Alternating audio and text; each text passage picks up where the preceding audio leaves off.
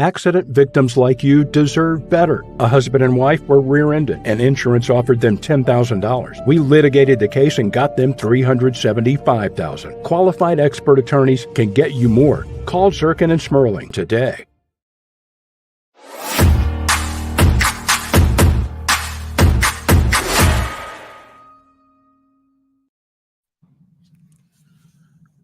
Good afternoon, Baltimore City voters.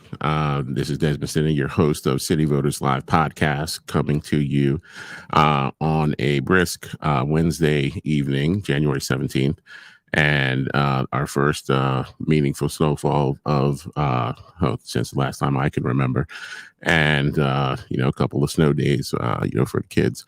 Always a lot of fun, but also January 17th marks 1 week since the session and the legislative session in Annapolis began, and a lot of activity. We expect a lot of activity out in Annapolis this year, and to help us kind of go through the legislative session and what that entails and what that's all about, we have a special guest this evening. We'll have Delegate Dalya Attar from District 41 is joining us tonight. And Delegate Attar representing District 41. Not everybody is familiar with all the representatives from District 41. So feel free to take a minute and introduce yourself to the city of Baltimore and all the voters, and let them know a brief background about yourself and who you represent. Thank you, Desmond. It's good to see you. Good afternoon, everyone. I'm Delegate Dalya Attar. As you mentioned, I represent District 41. So that's the Northwest, Southwest, and Northern Baltimore City. It's a very large district.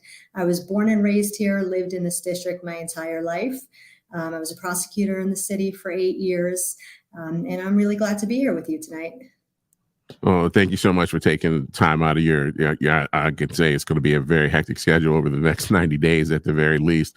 So we certainly appreciate you taking the time this evening to sit down with us and help the voters understand what's going to be happening over the next several months down in Annapolis. And for those who don't know, the session is it 90 days? Yes.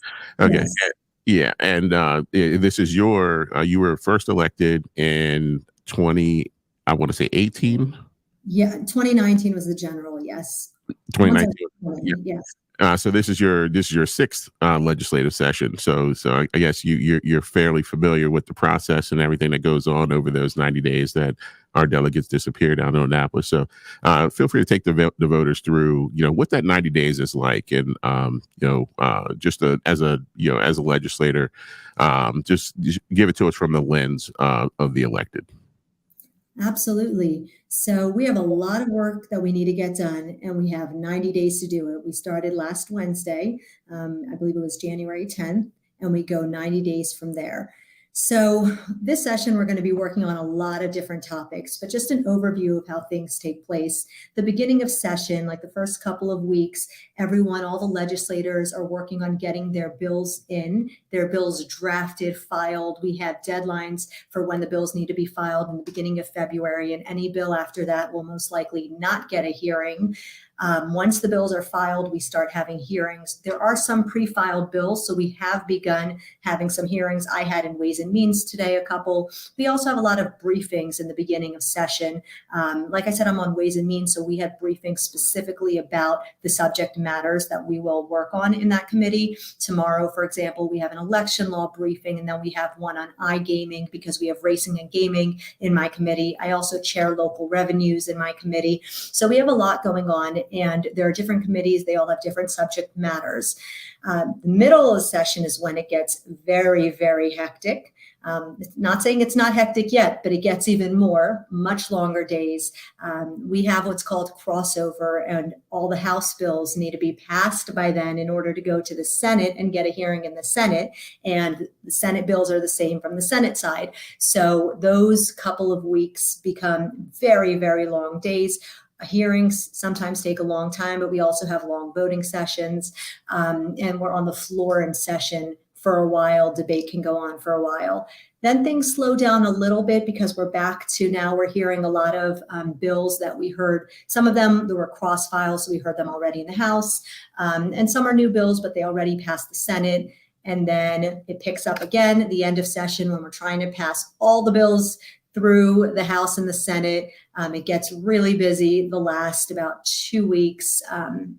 So that's pretty much how it goes. That sprint to the finish. I can Yes. imagine. So I guess the first few weeks of the session, from what it sounds like, is all of the individual legislators are kind of crafting, their bills, whatever, or working on whatever their particular priorities are, for the session. And at some point in February, sounds like those bills will then be filed, and then the work begins. That's when everything hits the fan. Yeah, so we've been filing bills throughout, but we have that delegate in the beginning of February Right. that they all need to be filed by then. Got it. And just from the life cycle of a bill, let's say Delegate Attar is working on XYZ piece of legislation, files it in February.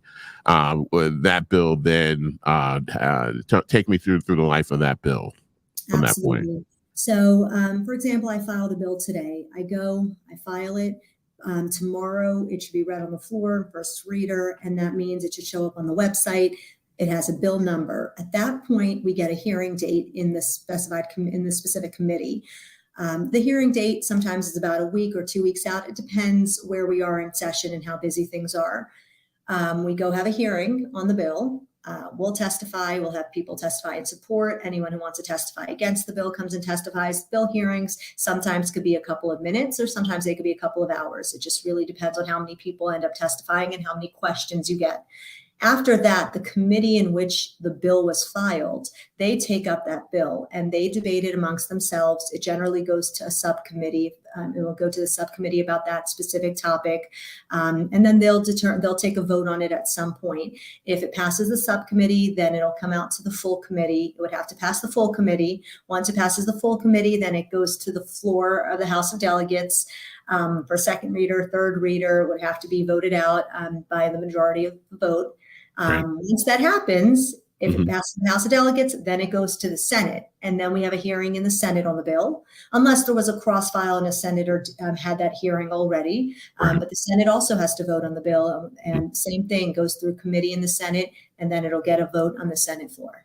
Okay, so is it like the same amount of readers on each side of the table there? So the Senate will go through a committee reading and vote, and then goes to the full floor for second Absolutely. and third. Okay, Absolutely. and assuming it survives all of that rigor, and then I guess it ends up on the governor's desk for either signing or not signing. Assuming on sine die, which is the last day of session, by midnight, the bill goes through both chambers, which I can tell you last session on sine die, there was a lot of filibustering taking place. And as a result, we did have a lot of bills that passed both the House and the Senate committees, but did not end up passing and we had to redo the bills all over again this year because we ran out of time that night. We had a handful of bills, maybe even more than that. I don't remember exactly. But yes, at that point, it goes to the governor's desk, and then the governor can sign it. He can not sign it and it becomes law after a certain amount of time, or he can veto it.